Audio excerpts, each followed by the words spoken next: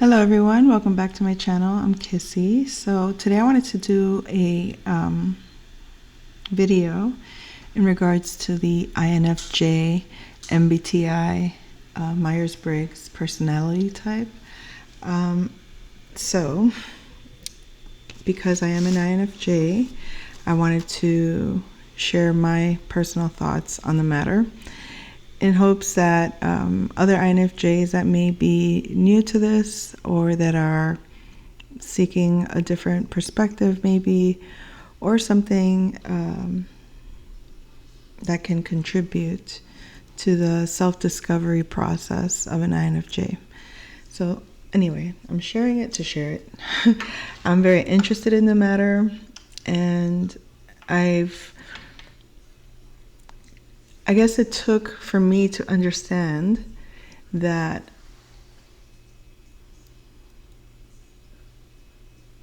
the process of sharing my thoughts has always been, I don't want to say has always been a challenge, but I'm very mindful of it to the point that sometimes it's easy to get lost in, let me not share my thoughts on this matter because you're considering too many variables, or I'm considering too many variables at that point. And I guess that's why I want to do this video, because I've come to a sort of conclusion in a process, which is my process of understanding. So it might sound simplistic maybe, like, okay, your process of understanding, but no, realizing that it is because of the INFJ function, there's I can attribute now what this is for me, and now I can explain all these different experiences in a more concise way. I can make it make sense better for myself, and because it's helped, I've discovered this for myself and it benefits me, I want to share it with you. If you identify as INFJ, to recognize this in yourself, this pattern within yourself. So my process of understanding, how I learned to discover my personal knowing. Now, I'm not going to go into the intuitive and functions and all of that technicality thing. Please be mindful. I'm just letting you know. I am an INFJ. This is my process. And if you identify as INFJ and you're doing your self-discovery and learning about it, this might be a helpful video for you. Anyway, my process of understanding, how I learned to discover my personal knowing. So this is, okay, so the reason I like self-discovery, the things that I'm interested in. In other words, people always say, you feel secure in what you know. People don't realize how much they struggle with trying to figure out, like, to speak confidently on a matter requires you to feel that you know something. Some people can fake it and pretend that they know and speak very confidently until they're challenged to explain themselves. And to explain yourself, you have to know yourself. To explain yourself, you have to know yourself. And that's where people struggle and why people have conflicts when it comes to social interactions. So I'm thinking, this is just something I've had to learn to do out of my own desire not to feel insecure. When I explain myself and somebody trying to challenge me on what I'm trying to say, because sometimes it's like, wait, no, I know what I'm saying. I may not be able to say it. I may not have the words for it right now. I may not know what, but it's like to have to be challenged and then to be attacked verbally in some way, or somebody like a hound dog try to like push you in a corner but you said this and you said that and that and that, and it's like in an attack mode. It's like there is no way of defending where you stand if you cannot completely define where you stand and not allow somebody to throw a bunch of labels and words and justifications and judgments before you're even able to explain. It's almost like they think because you cannot explain it, you've condemned yourself to losing, or you've condemned yourself to being false, or you've condemned yourself to being somehow slow or inconsequential or nonsensical or foolish. And it's like, wait, no, hold on. Like, give me a little space and time to get my thoughts together before I can say something. But having to, and then the minute I do say something, all this, jumble, but, and it's like, wait, I'm not done. So instead of going through that, let me stop interacting and let me go back to my own space. And let me really feel comfortable with my own thought process. Because a lot of times when you're intuitive, your thought process, it's like explain this scene in your head and give it names to these items that you don't know what they like. You can only describe what it is, but you can't give it a name. And when you don't know how to give it a name, it becomes challenging to be like that thing, and then you're trying to describe that thing and you sound kind of foolish, right? At least in my experience, that's what it's been like. And worst then, if you're taken over by emotions because you're overwhelmed, and then those emotions just become reactive based on the reactions of others, it makes for an extremely uncomfortable experience when it comes to dealing with people that are very, very practical, logical, very little sense of spirituality or things of even being more creative, more childlike in the mind. Like, there are people that are very rigidly stubborn and closed-minded, I would call that. But anyways, I didn't think I was going to say all that. But my process of understanding and how I learned to discover my personal knowing, it's like the reflection. Like, people would say, okay, what's so important about self-discovery? And it's like when you're interested in something, you become interested in pursuing an understanding of it, right? But it's like the reason the reflection is important is because you get the full picture. You get the full revelation. The reason I wrote notes was because these were the insights that were coming to me. And I wanted to put them on paper so I wouldn't forget to share it. But the reason why I do most of the videos that I make, I just speak off my intuition. There's no notes. The moment that there's notes, the moment that there's a process to make sure everything is expressed, it kind of takes away from the natural flow, if you get my drift. But it also, when you go with the flow, you say what comes through, and then you realize, oh, there was so much in that space that I could have talked about that impacted me, but what came through is all that came through, and then all of this, it's like I'm just absorbed in it, And it's like, oh, I can't share that, or I didn't share that, or I should have. And then now it's like you lose the moment. So only after knowing anything do I enjoy the reflection. But it gives confirmation instead of feeling led to follow someone else's rabbit hole. So I wrote that because the reflection is important for a full revelation. In other words, the reason we take time to reflect on something, self-discovery, it's like, when I'm with you,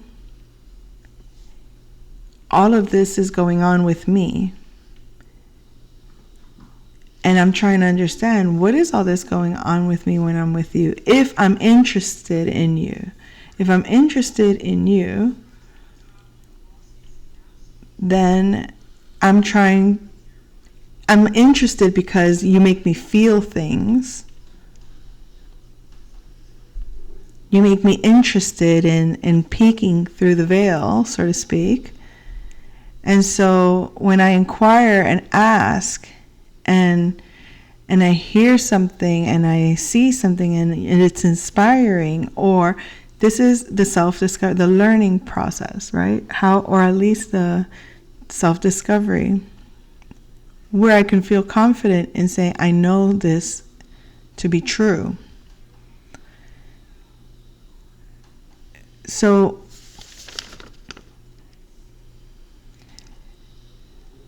only after knowing something, in other words, okay, so let's say something piques your interest. The moment something piques your interest, you want to pursue that interest. However that interest, manifests for you, and whatever that pursuit drives you to do. In that pursuit, the moment something piques my interest, I almost don't, it's like I choose. So let's say I discover something like when I learned about auras, or I heard the term auras or something, auras. I stopped pursuing it. I understood a glimpse of it, meaning just a snapshot of, because I got the full picture. Somebody said somebody made an explanation of something, inspired or intrigued me or put me in a state of interest, and all of a sudden I get this snapshot of, wow, that rings true, whatever it is, right? That felt invigorating, whatever it is, or I felt it triggered something, whatever, however you want to label it. That impact of interest in that moment makes me want to now go on a quest of self-discovery, not pursuit of self-discovery, because as I seek for myself, I felt this, I saw that, it triggered this idea, it made me want to act out this way, whatever. It seems like not challenging. It seems like a intricate process, but it's happening in a snapshot. And it's like the data is just like, you receive it all in the moment. There's this, I felt this in a lot of different ways. You get that, it's like that download in that moment. But instead of pursuing someone else's rabbit hole, so to speak, like, let me read that book on auras, let me become more and more informed of it. Like, instead of like that angle, depending on what it is or how important it is for me to know the truth of that, I will go less into the pursuit mode, and instead of the chase mode, chase that thought, chase that drive, that whatever it is, go into a reflective mode and start to, what is that called? Is it re-engineer, or like go backwards in the process? Like, this is where I'm at now, how did I get here? And then go backwards and get to the core, to the source of it. Knowing why I am doing something matters most. It has to have a purpose, an ultimate goal. So it's like, it just has to make sense to pursue something. So you go into the self-discovery, for example, and you can't figure out, like, you can't go with the flow of it, like, until all the pieces come together. So, but it's that process and that purpose that makes no sense for, like, if it's done for too long. In other words, hold on, because I have to cough. Okay, so the discovery has to remain interesting, because if it's not interesting, it's like you lose the interest of the pursuit when it stops making sense. So it's like you don't want something that doesn't. So in other words, you might be interested in politics, and then you realize as you go down that rabbit hole of politics, it never comes to a full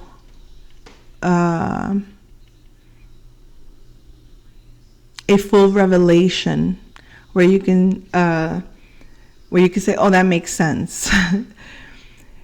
When you can't get that makes sense, like, I can see that in myself easily, so therefore I can see it in that. But when you can't see it in that, it's like you try to make it make sense. You try to make it make sense, and then it doesn't make sense. You realize the point is the senseless. That's the point. It is to be senseless. And it's like, okay, but what is the point of being senseless? To be out of sense. Anyway. But why would we want to have to be out of sense?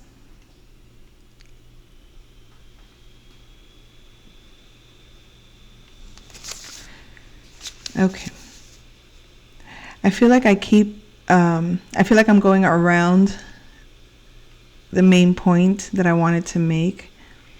Like, even when I wrote this note, reading back the note that I made of it doesn't quite hit the spot of what I was aiming towards. That's funny, because I just did that video about somebody trying to keep you from getting to your point. Damn it.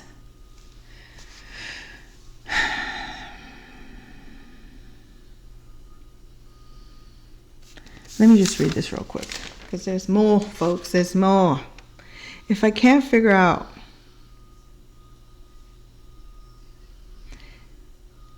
I can go with the flow. Right.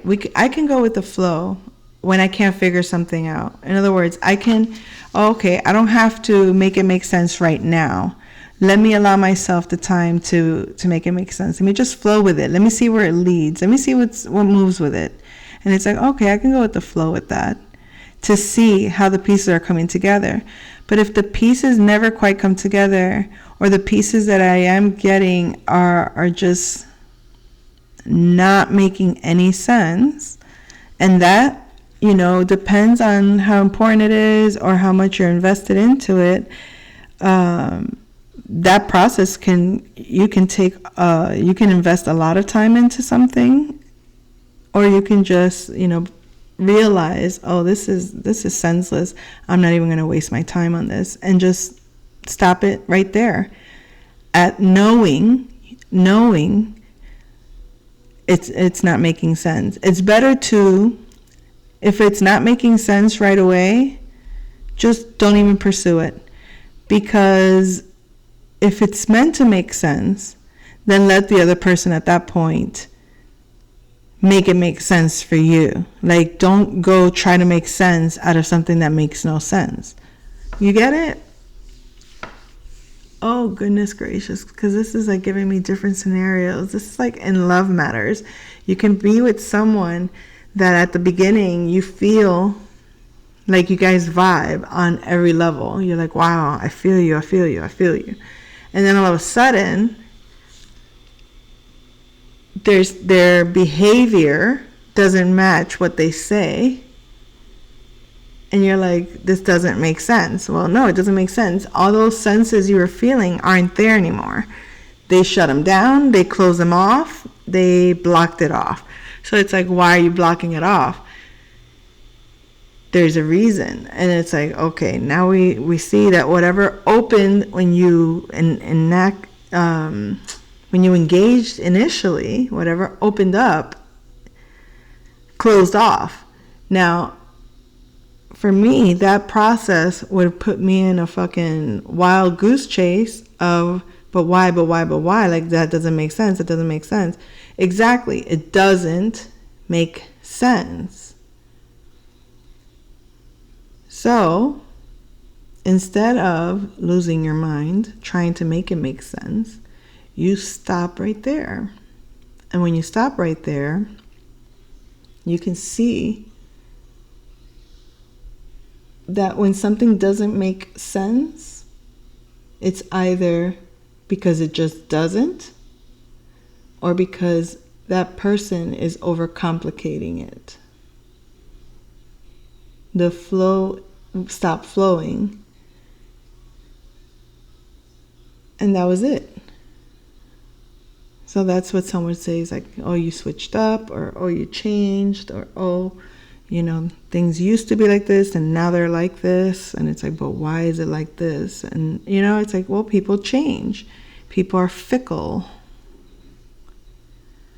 People's feelings change easily.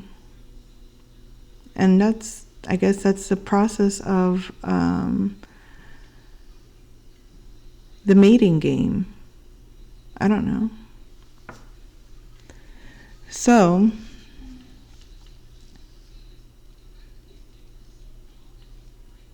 yeah, so when something doesn't make sense, and it feels like it's a dead end, this could be your pursuit of discovering a religion, for example.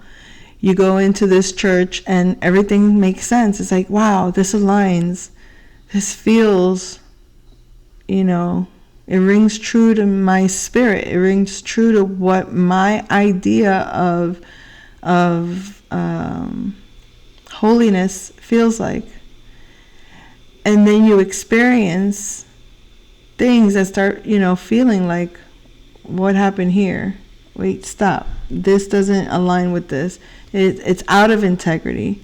This is out of integrity. This is out of integrity. This that you said here doesn't make sense with what we say this is supposed to be here.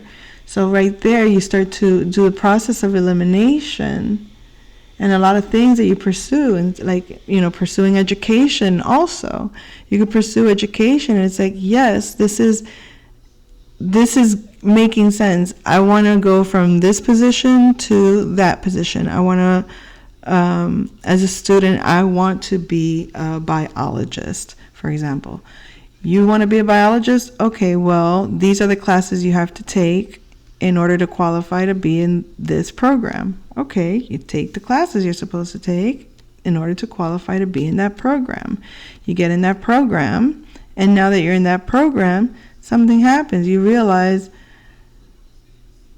it stopped making sense. I stopped understanding it.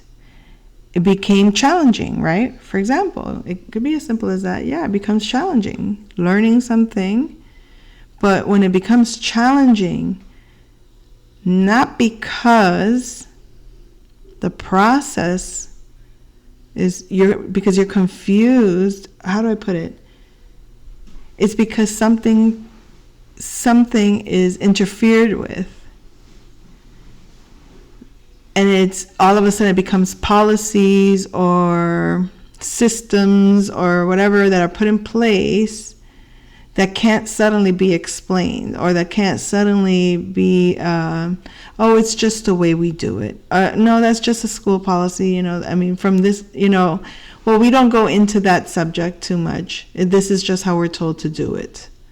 And it's like, but wait, because now there's a missing piece here, or there's a process of the flow ain't flowing. All of a sudden it feels like gatekeeping.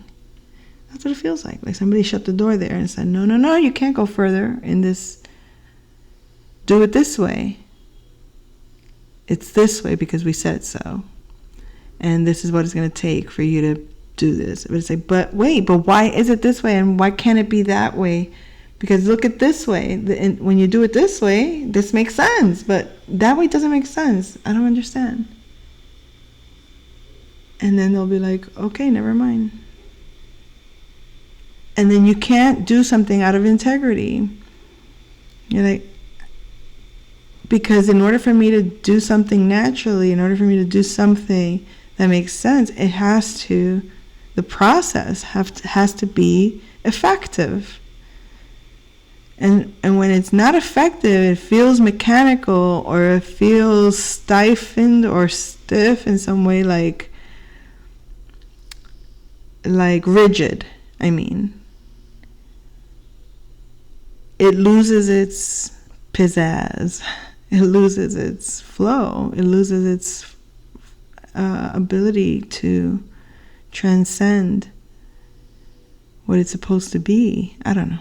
Maybe I went too much into that. But yeah, if it's a dead-end zone, I personally walk away from the pursuit. If the meth ain't methin', if the politics aren't politicking, if the system doesn't flow in a way that's productive and the returns are life-giving, nutritious, healthy, growthful, then anything else doesn't really make sense.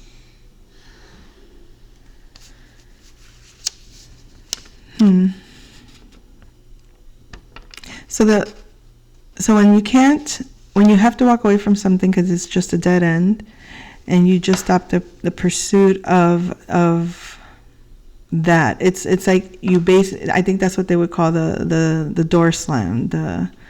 It's like, okay, I can close the door on this because that's not going anywhere. And it's not so much, here's what I think is interesting. You can slam the door, but if at some point in the future something is presented to you, or the opportunity for new evidence to be presented to you is always, I think, at least I do, remain open to the possibility. It's not like, I feel like there's this level of, I made my decision. Like, you'll hear someone out, but if it's the same old same, it's like, I already said no to that. That's it. But you'll still give the opportunity, unless you know that the seeking you out for the opportunity is more a manipulative tactic. You know what I mean? And when you can sense that this person is just playing with that, they know they're going nowhere with that, but they're doing it just to stay and remain kind of consistent. It's like, no, we're just not going to even entertain that. Because we know, once we see the pattern several times, we cannot allow ourselves to like, oh, nothing has changed in the pattern. And if I haven't seen that pattern change, nothing has inspired a spark of interest to, you know what I mean? Like, nothing about what you have presented shows anything has changed. So therefore, no, we're not going to waste too much time. It's important to have the freedom to move freely in flow for us. It's important to have the freedom to move freely in flow. And now this is the example I have is my YouTube channel. Even the name or the content, like labeling my channel tarot reader, feels limited. Labeling it anything would feel limiting, because now it would create this whole stressful thing of having to, I would have to make a channel for that, and then another channel for that, and then another channel for that, because I like to keep myself open to conversate about any topic. One thing that remains kind of consistent, which I would say is a foundation, is that relationships are the main topic for the most part. How we relate to one another, how we relate to a collective, how we relate in society, all those dynamics, and the ideal of self-discovery from a,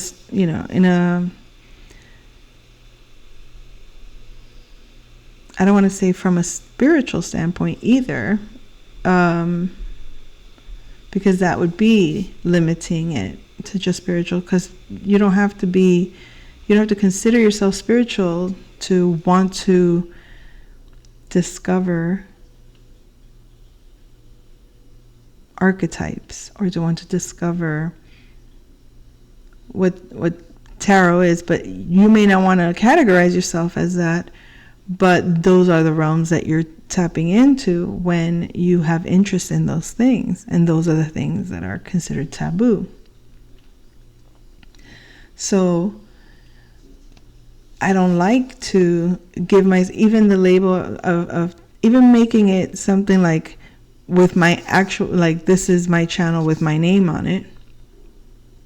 That would also feel limited, because then I'm confined to the limits of my own ego, of my personality, of my personal, how do I put it? My personal relationships, like who I am on a personal level, but who I am on the,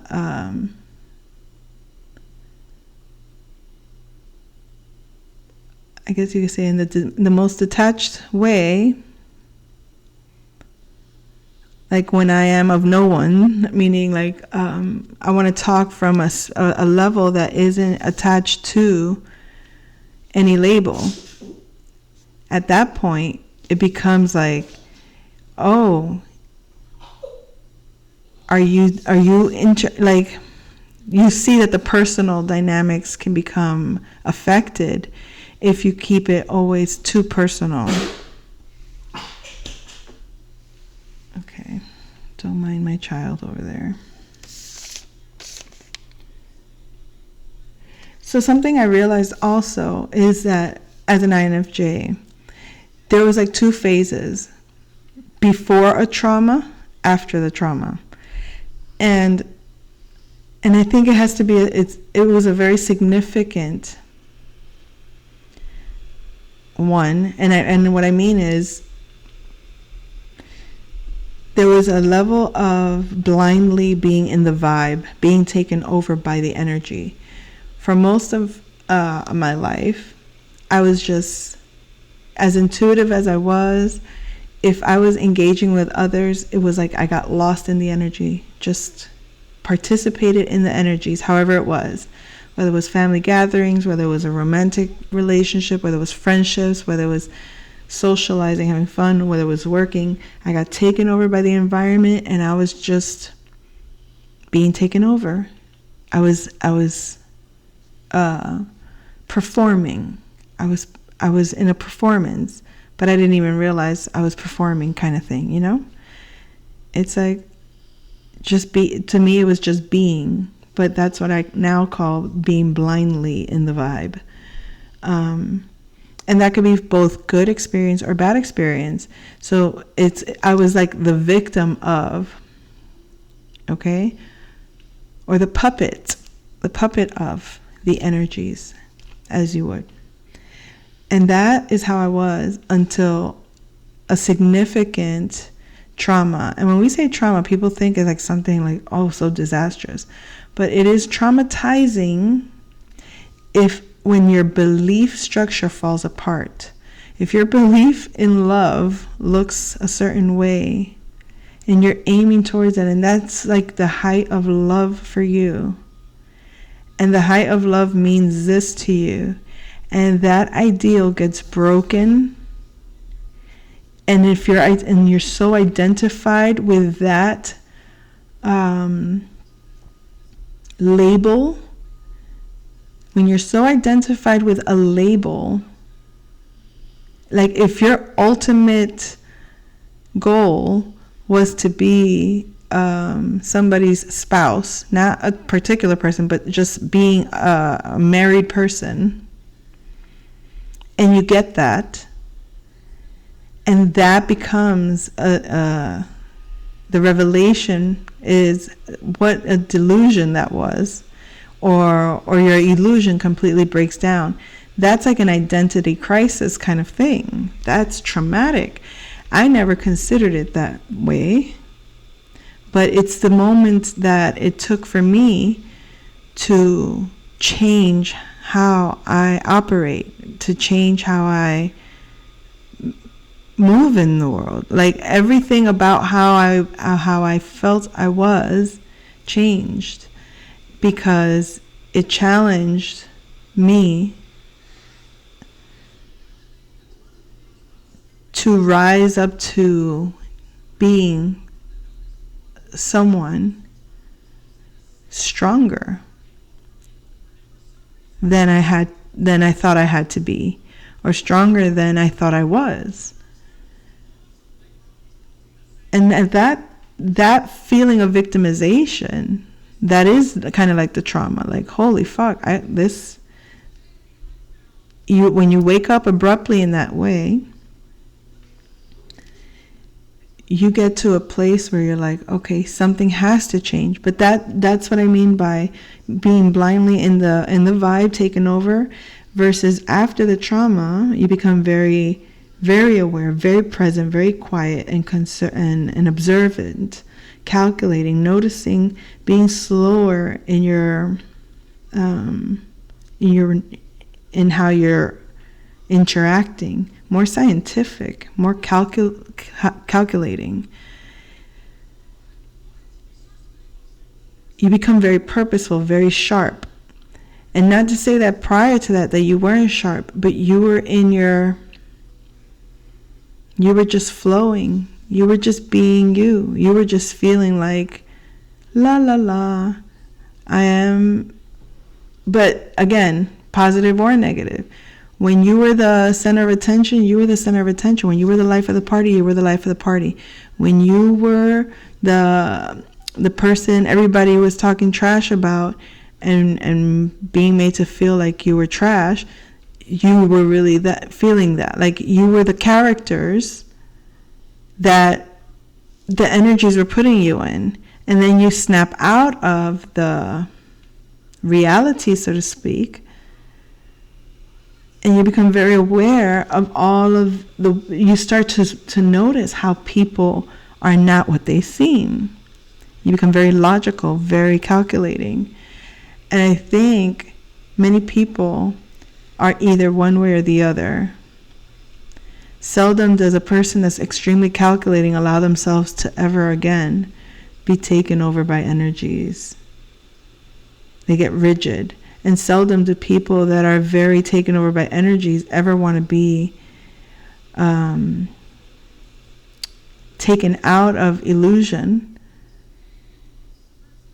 because the acceptance of the reality of dealing with the breakdown of illusion makes a person want to give up.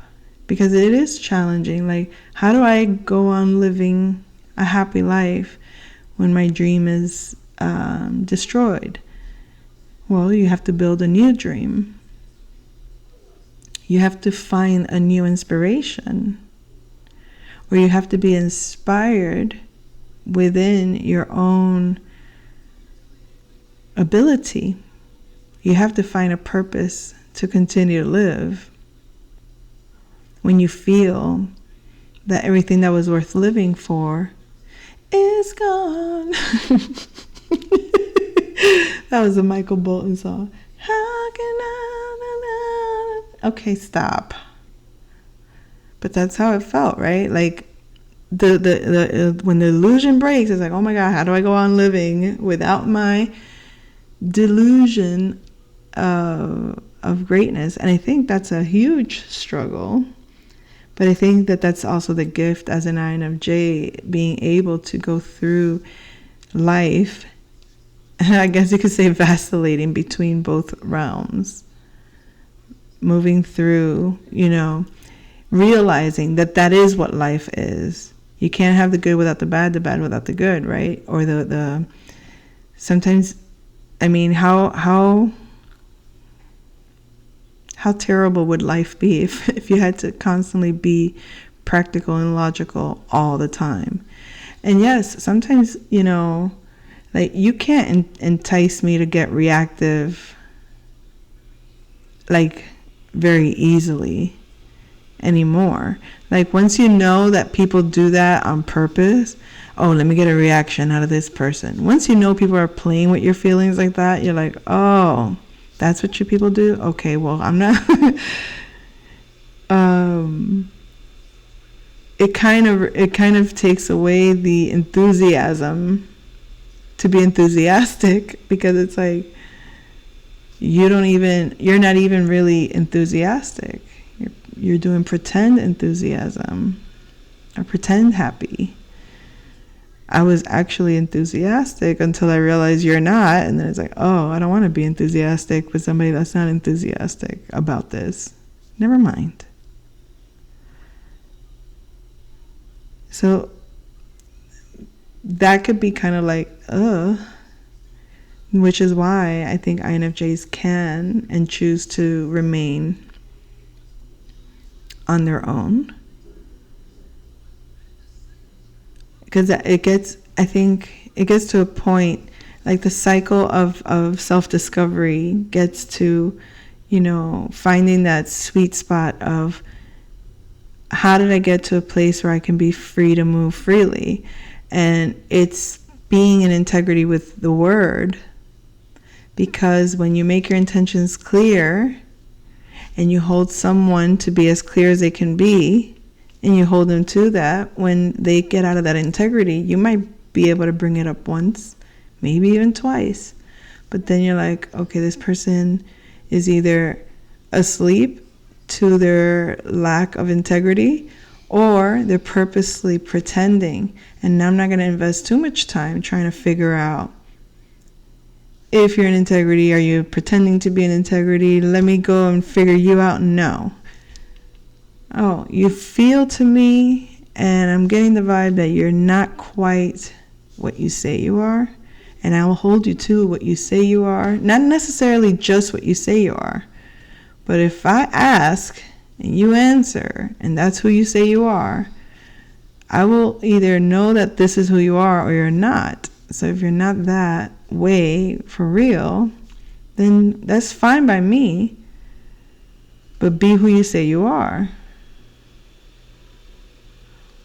And if you don't want to say who you are and you just want me to see who you are, I can take that too. I can take discovering you, so long as you being there with me means that you are genuinely wanting to be there with me. And that's something that you can see through too, where it's like, okay, I can feel you want to be here. You don't have to say anything. I can feel you want to be here. You can stay quiet and just show by your actions who you are. I can definitely accept that. And I can also accept telling me who you are and showing me who you are. What I cannot do is you telling me who you are and nothing shows of it.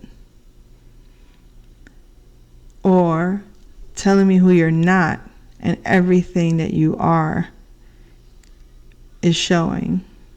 And what you're showing, I'm not liking. And if I don't like that, I'm not going to waste my time too much telling you. If you're already showing me that how you are is absolutely something I don't want to deal with.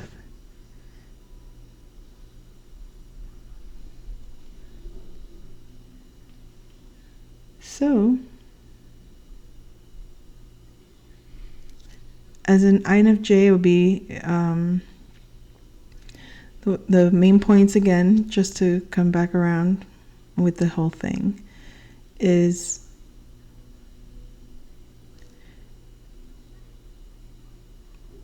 our interest in learning who you are, our interest in learning about things it arises.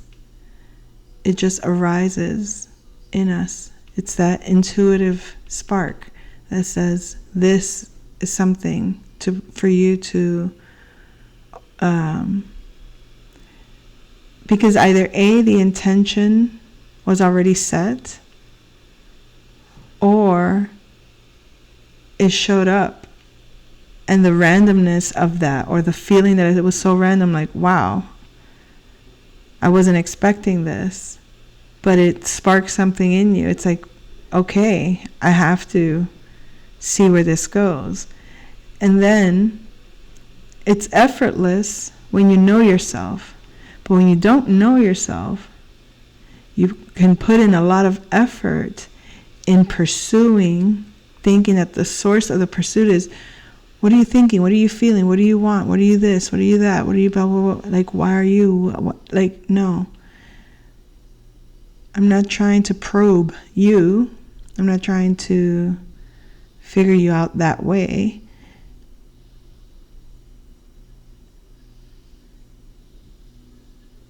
But it's the curiosity of, oh, you showed up into my experience. You, whatever this is, this thing that suddenly got my interest. And I want to see what you reflect of me. And based on how much it feels like myself,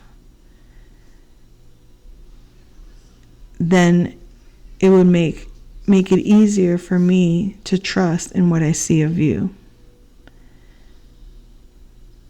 And I think as an INFJ, having been able to understand the intuitive process before trauma, after trauma, understanding it, the way that we learn, which is to be taken in by something, and instead of falling into it, separating, getting just like a blueprint of what it is you're looking for, and then allowing yourself to go on your self journey, go within, go through your life experience, and let the intuition manifest, show itself, give you the clues, bring you the clues, not look for clues, allow the clues to come to you. And that is where you kind of go through this back and forth with the intuition and knowing how to move forward. Like every step you take forward comes from an inner validation instead of, hey, you, tell me what to do. Hey, you, tell me where to go. Hey, you, tell me who to be. You've learned not to put your well-being or your knowing, your truth, in the hands of an external source, because the external source is distorted sometimes, or can be distorted, or can become a rabbit hole that gets you lost in others or in the outside world. And when you become anchored into your own reality, into your own self, that you're the captain of your ship looking out into the world, you're able to then assess where you're going much better.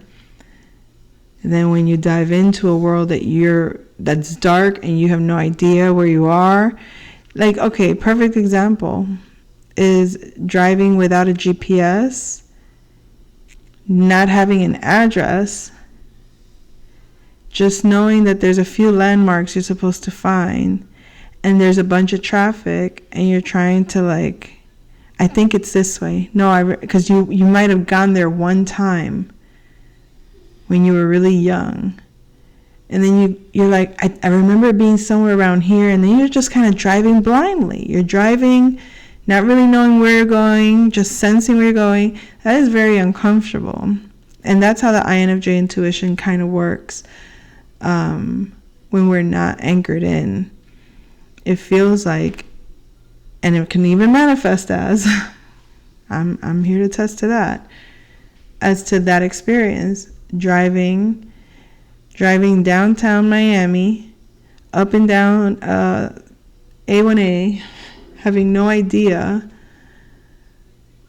where the spot is that you want to go to, but knowing it's somewhere in the vicinity, and trying to read the street signs and drive at the same time in the midst of heavy, I don't want to say heavy traffic, but a lot of activity. People walking, people driving, cars from every direction, and you're like, fudge. That feeling, and then having people in the car being rowdy and loud, and everybody talking about something else, and you have to be grounded in all of that chaos. So that's not fun. And that's what it feels like dealing with some people. So outside of the trauma, or after the healing of a trauma, you learn to better be anchored in and not let the traffic of the world pull you in all the different directions, and be very good at creating the boundary of, excuse me, I'm driving. Anybody that's going to be in my car needs to shut the hell up. I'm trying to find an address. Either you're helping me find the address. Let's before we even move, where are we going? What's the address? Where's the map? Where's the GPS? What is exactly, let's move 10 steps ahead before we even move. And then we'll cross that bridge when we get there, kind of thing. And we'll do so from a centered space, not from a chaotic, going in circles kind of thing. So it's learning to do that with your mind,